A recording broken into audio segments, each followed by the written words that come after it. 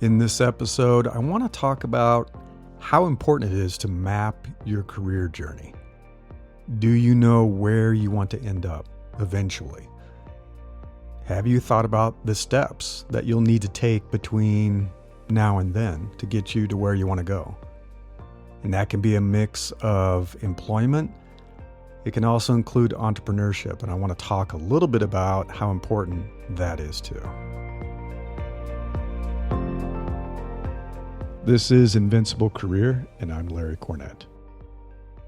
Before I get started talking about mapping your career journey, I wanted to bring up something that's a little timely. I'm creating a series of courses and building a support community, a peer community that's going to help guide people who are interested in taking a journey from being an employee to becoming a solopreneur.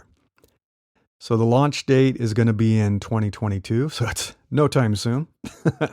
But if you're interested, you can sign up to be notified and learn more about it. And that is going to be a sign-up link that's in the newsletter. It's also online. If you go to newsletter.invinciblecareer.com, this is Have You Mapped Your Career Journey, issue 315, and check it out. I'd love to hear more from you and how you think it could help you if you're interested. So, I was catching up with an old friend recently. We've tended to support each other through the many twists and turns of our respective careers. And during the call, she said to me, "You know what? It's time. I'm ready to take a break from work, take a really long vacation, move on to my next adventure." And after decades of hard work and quite a bit of success, she was finally prepared for a significant change. I mean, she's been talking about it for years. I've kind of learned to not believe it because this conversation's been happening for years. But this time she actually did it. She quit her job. And now she's ready for something new, something very different. And I remember reaching that point too. For some people, it's a feeling that gradually builds. It's a growing sense of frustration, disappointment, maybe even boredom, or just getting that itch to make a change. For other people, it can happen suddenly. A really adverse event at work can trigger a rapid decision to quit almost on the spot and walk away. That's the straw that broke the camel's back. And no matter how it happens, the feeling's quite normal. So don't feel like it's strange to be feeling frustrated and disappointed and needing something new or wanting to take a break. It doesn't mean that something is wrong with you. It also doesn't mean that something is necessarily wrong with your job or your employer. I see that we are ever evolving, and the phases of our life, they're natural. And it's okay to outgrow a job, to outgrow an employer, or to even outgrow your profession. And I know that sounds strange, but it's okay. And it's actually more than okay. Sometimes it's necessary for continued health and fulfillment. We're living longer, and the active years of our professional lives are lasting longer too. We are working many more years than perhaps even our parents and grandparents. And if you're going to be in your career, however you define your career, for 4 or more decades, let's say, why should you expect to be doing exactly the same thing the entire time? You shouldn't, and you don't have to. I know that people sometimes think I'm opposed to regular 9-to-5 jobs. And I know they think that my message is you should avoid corporate employers. But it's not true. I think they play a valuable role in your career growth, your professional development, and building up your financial security. However, I am opposed to staying in a 9-to-5 job or staying with a specific employer or even staying in your profession if it no longer meets your needs. You shouldn't just stick it out because it's what you feel like you have no choice. You feel like you have no choice. You can't do anything else. I think for many of us, every experience, professional, personal, whatever, has an ideal season in our lives. And we need to recognize when the time has come to move on to bigger and better things. I do value my corporate experience a great deal. I don't regret it at all. I really don't. Everything I did and everything I learned prepared me for what I wanted to do next. Now, did I love every minute of it? Of course not. I mean, I had wonderful experiences, but I also experienced some terrible things that I don't care to repeat. That's kind of why I'm done. But it's also why I now help other people avoid those terrible experiences. Don't make the mistakes I did. Don't put up with the things that I did. But how do you know when it's time to move on? Where do you want to go next? What do you want to do? These may be questions that you're asking yourself. And the important thing to think about is, what is your ideal overall career journey, end to end?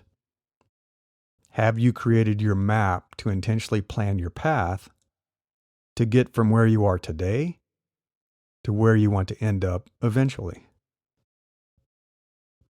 It depends on where you are in your professional life cycle. I know that some of you are in the middle of your careers. Some of you have 20 plus years of experience in your career. Some of you just getting started. Some of you are college students.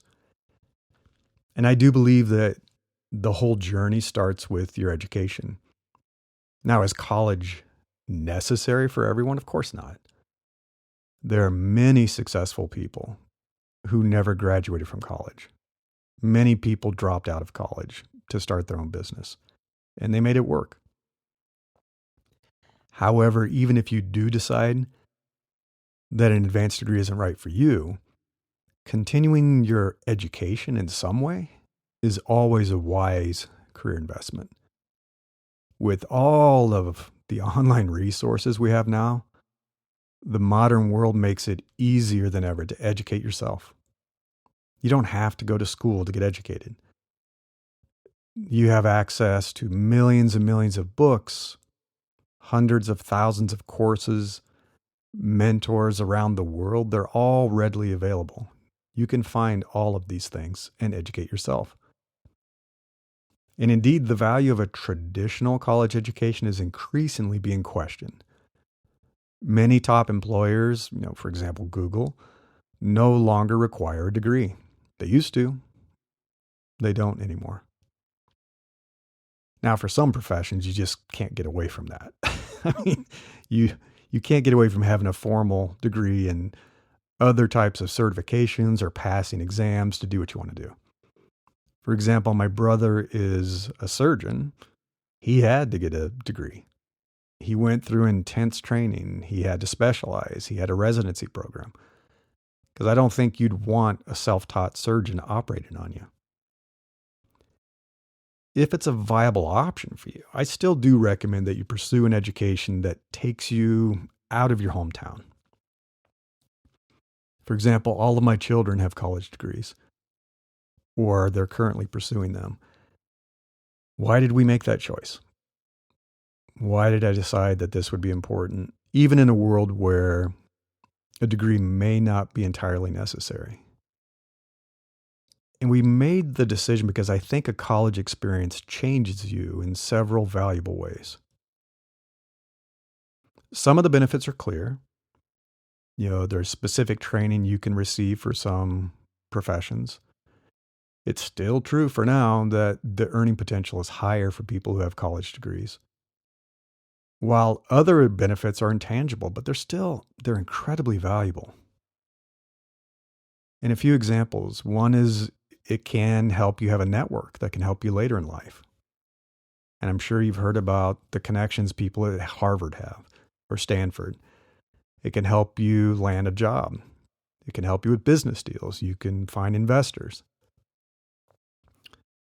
I kind of learned that in college, The really good professors taught me how to teach myself. I learned how to learn, much more so than I did as a high school student. Going away to college and getting out of my little farm town, it helped me get out of my geographic bubble, my cultural bubble. It broadens your horizons. It expands your worldview. You tend to develop a greater diversity of friendships and relationships. And importantly, I think it's an easier and safer step into independence for the first time.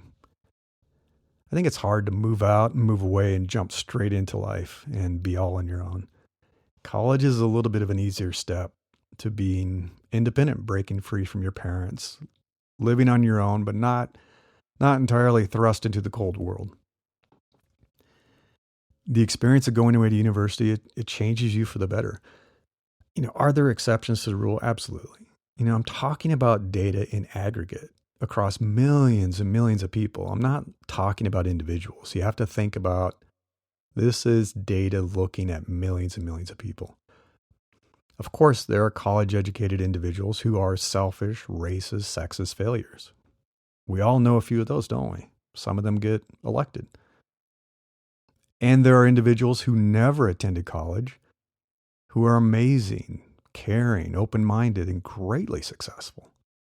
I know many people like that too. They never set foot inside a higher education institution. However, even with the benefits I listed, a university education, college education will never give you everything you need to succeed in the world. And that's why I think everyone should have a good old job, a traditional 9-to-5 job to learn how things actually work. And that's because employment shows you the ropes. As I've said before, work is your postgraduate education. I value my college experience, but it didn't come close to teaching me everything I would need to succeed in the working world. And people will sometimes ask me if they should jump straight from graduation to starting their own business. I don't know. I think it's quite challenging to take that path. But some people have succeeded quite well without playing the traditional 9-to-5 game. My friend Anna is one example. I've talked about her before. She's a co-host on my other podcast. She's built multiple businesses and consulted for almost all of her entire professional life. I think she had one regular job for about a year when she was 15. That's it. However, I know I'm glad that I worked for someone else for many years during my career journey. I learned so much. I made mistakes on someone else's time and someone else's dime. It's really expensive to make mistakes when you're paying for it. And I developed lifelong friendships with numerous coworkers. There are people I worked with back in 1993 that I'm still friends with. And that was at IBM. Some of the benefits of corporate experience that I've had and I've seen, obviously you learn how to work in the real world. It's different. And it's nice to be able to do that working for someone else. A big one is you get to work on massive products or services at scale. And that's something that may never happen in your lifetime otherwise. When you work at Facebook or Google or Apple or Yahoo, eBay, LinkedIn, whatever, you have hundreds of millions of users. There's a scale that you'll never encounter probably in your own small business. You get to operate with larger budgets than you've ever experienced on your own. And that's a whole different educational experience. You learn about so many other professions and how to collaborate with them, right? Marketing, sales, PR, HR, engineering, product management, design, content strategist, customer support. I could go on and on. But in a smaller company, you may never have encountered these kind of people. I love to travel, and I have done a ton of global travel. Seen so many amazing places around the world. Probably never would have happened without my employers. I traveled a bunch for Apple, for eBay, Yahoo, and obviously they covered it and they paid for it. You tend to meet a much more diverse group of people than you ever would meet in your life outside of work. I think that's very true from my experience in Silicon Valley. You have somebody who's investing in your ongoing professional development. They better be. There's courses and workshops. I learned public speaking while I was an employee. You get management and leadership training and management experience. And that may be hard to do, or maybe you don't want to do that for the very first time in your own business and fail miserably. And an interesting one is you get to work with people who could be potential business partners in the future. Some of the people I worked with as an employer later joined me at my startup. A lot of people that I've known in the past, we work together, we partner on projects. So my father's generation, they had one career and usually one employer for their entire working life. You chose a profession, you found a job, you stayed with that company until you retired. My generation, I'm Gen X, we thought we would have one career. That's what we were told when we entered college. Choosing your major would define your profession, and then that would be your career path for life. And we found out the hard way that wouldn't be true. I think more than the previous generation, we experienced tons of layoffs and recessions. And what I found is that jobs have smaller, tighter arcs and life cycles. I think we've all come to see that. You get hired, you move up, or you move out for a better opportunity and repeat the process over and over. The longest I've been at any company has been 4 years. I certainly didn't stay with an employer for 30 plus years and retire. And I now recognize that, your career, your profession has a life cycle as well, although it's a bigger arc and it's kind of hard to see at first. At some point, you need to move up out of a comfortable individual contributor role into a more senior role. Or you may need to move into management and leadership. It's kind of an up and out in many corporations. Otherwise, you at some point get seen as too old. And I wish there wasn't ageism, but there is. And if you stick around and stay at those lower levels too long, you just get the less desirable projects and not so exciting roles anymore. So it really is career growth or bust. It really is. And people will ask me, how can they tell when it's time to move on if things aren't working out? And my answer is it depends on your career growth with your employer. It depends on how things are going in your profession, how you're growing in your industry. I know that managers will often make excuses and they'll tell you it's too early to promote you. Or they'll tell you need to wait your turn. Even if you're ready, it's like, well, other people are in line ahead of you. Or yeah, you're doing great work, but you have to wait years between promotions. And even if that is the company's policy, they will make exceptions for certain employees and in certain circumstances. I've seen all of it. So don't tell me, HR and senior leadership, that it's impossible. I've seen it. In my case, with one of my employers, I was promoted every year that I was there. I've seen other people promoted to vice president and they had no team, no direct reports. It's like, what? I've watched my clients receive promotions outside of the regular cycle, which shouldn't happen, right? But they're doing such great work and they want to retain them, they got promoted. And I'm not saying that you should expect it or demand it. You shouldn't demand a promotion every single year, but if you are clearly performing at the level above you, it had better happen soon. Don't wait too long. I know people, they've waited years and years with promises and promises. And if your employer won't promote you, someone else will. You can get hired somewhere else and get a promotion as part of that. Move up a level.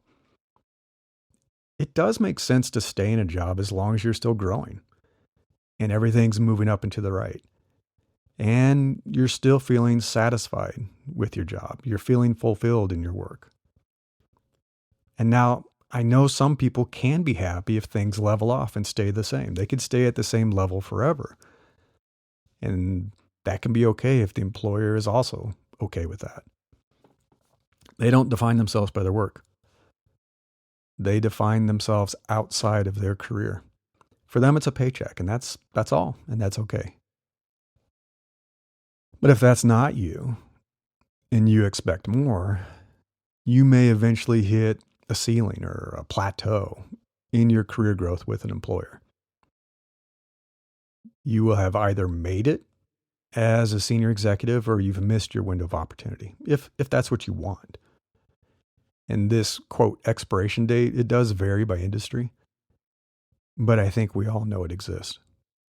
A few months ago, for example, someone was talking about being turned away by a mentor who told her that she was too old and it was too late for her to pursue the career she had chosen. Are you kidding me? Yeah, that's not cool and it's not legal. It is illegal to discriminate based on age, but good luck proving that. It is very hard to prove. I think most of us reach a tipping point where we know it's time. It's time to move on to a bigger and better opportunity. So I want to talk a little bit about recognizing that tipping point in your career journey. So visualize a scale, something that's balancing weights on both sides. And it's balancing the good things about your employment, weighed against the negative things about working for someone else. And yes, there are always good things and bad things when you are an employee working for someone else. As long as the scale keeps balancing pretty heavily towards the positive, then keep enjoying your profession. Keep enjoying working for an employer. It's all positive, very little negative. That's great. But if that scale starts to tip to the negative side, it's time to take a hard look at what's happening. Is it only slightly less positive? And can it somehow be rebalanced in your favor? Can you take action and get it back to where you want it to be? Or is it more of a 50-50 balance that ends up feeling pretty miserable the longer it goes on? That's not good. It's like it's equally good and bad. Or is it even tipping more and more to the negative side as your frustration grows and you're more disappointed being passed over for promotions or bad projects, or you're just getting bored? And there are several factors you should consider when looking at this balance, this equation. One is compensation. Are you making as much as you should be? And the research has shown that employees who stay in companies longer than 2 years get paid 50% less over their lifetime. I hate seeing it, but I know it's true. I've seen it inside the companies where it's a cost of living adjustment. It's like as inflation increases and cost of living goes up somewhere, you give people a little bump. They get a 2% bump. You hire somebody new into the same type of job and they make way more money. It's really not fair, but it does happen. And I've told people one of the best ways to get a promotion and make more money is to hop to a new job. 2 years. Hard to believe. Promotions. Are you receiving the promotions you deserve? Job satisfaction, stress. How much stress and anxiety does your job create for you? Are there negative politics at work? Do you have healthy, productive relationships with your coworkers? Do you have a good relationship with your manager? Believe it or not, 50% of us have quit a job to escape a bad boss. That's pretty sad. Does the company culture align with who you are? Do you agree with the company values? Is the company ethical in its treatment of employees and customers? Is your workplace free of ageism, sexism, racism, ableism? Do you still have opportunities to learn and grow and to advance your career inside the company? Is there a path up? Are you still acquiring new skills? Are you learning new things? Are you growing your knowledge in the company? This is an important one. Does your work still feel relevant in the broader industry? Are the products and services still relevant? Is the company respected by people in the broader industry, people outside of the company? Because that reflects on you. What does the future hold? Is the company going to survive? Is it going to thrive? Is it profitable? Is it growing? Or is it struggling and decaying? And I've worked at both types of companies. And I've recognized when it was time to move on, because no matter what I was doing, the company was going down. Professional brand, I just talked about this. Is working for that company good for your professional brand? Or do people look at that and say, oh, wow, you're working there, or you worked there for that many years? Is something wrong with you? And then finally, positioning. Is it positioning you for your next move? Is the job setting you up for what you want to do next? And if you evaluate all of these and discover you're no longer satisfied, it might be time to move on to a better job, or you may need to shake things up entirely, and you might want to change your profession. Maybe you've reached the end of the season for your profession. I mean, it wasn't that long ago. I gave up, a 23-year tech career. My friends said I was insane. I felt like I was being reckless, but I gave it up to make a huge career move. And I look back and I realize it was time. It was time for something that was a better fit for my stage of life, better fit for my dreams, my long-term goals, and my desired lifestyle. And I have a few clients going through this process. And at first they say, I can't imagine leaving my profession. It's all I've ever known. It's all I've ever done. But once they start to think about it and they realize they can do something entirely new, they light up, they smile, they get excited. They realize they can stop defining themselves by an old profession or an employer. And some of them begin charting a new course for their career journey. It gives them more of what they want in their lives. And I'm obviously biased, as you know, and as you've heard and you see by what I do. But I think entrepreneurship and solopreneurship are part of the natural evolution of your career. Many of us reach a point where being an employee has diminishing returns as we get closer and closer to retirement. It's not true for everybody. I have some friends that have moved up into amazing C-level positions. They're making a ton of money. They love their jobs. Okay, great. But how many of us do that? Research has found that a sense of purpose is essential for happiness and longevity. So completely retiring and leaving the working world isn't healthy. But if you're like me, you probably don't want to keep cranking away at a 9-to-5 job. Or maybe it's a 9-to-9 job. You've already worked so hard, spent so many years climbing the ladder. You reach a point where you feel like you deserve to start taking back. You deserve more freedom. And you have earned the right to have more independence. And that's where solopreneurship does come in. When I was preparing to leave my last corporate job, this was over 11 years ago, I was meeting a colleague for coffee. He asked the usual, what was I going to do next? And I said I was looking at a few options. I had been talking to a few companies and maybe be a head of product at a smaller company or a CPO at a startup. And he kind of looked at me funny and he said, why? At this point in your career, decades of experience, and with your connections, you should do your own startup. You could easily raise funding. And it made me really think and kind of rethink what I was doing, my choices. So I started consulting again, and I took the summer off to vacation with my family. And I talked with a few people and kept my eyes open for a few roles with employers. But the longer it went on, I just decided I don't want to go back. I don't want to return to being an employee. He was right. I should do my own thing. And I did have a startup, raised funding, built a team, did that for a few years. But now here I am today, running this business, Brilliant Forge, Invincible Career, this newsletter, this podcast. You can learn more at newsletter.invinciblecareer.com.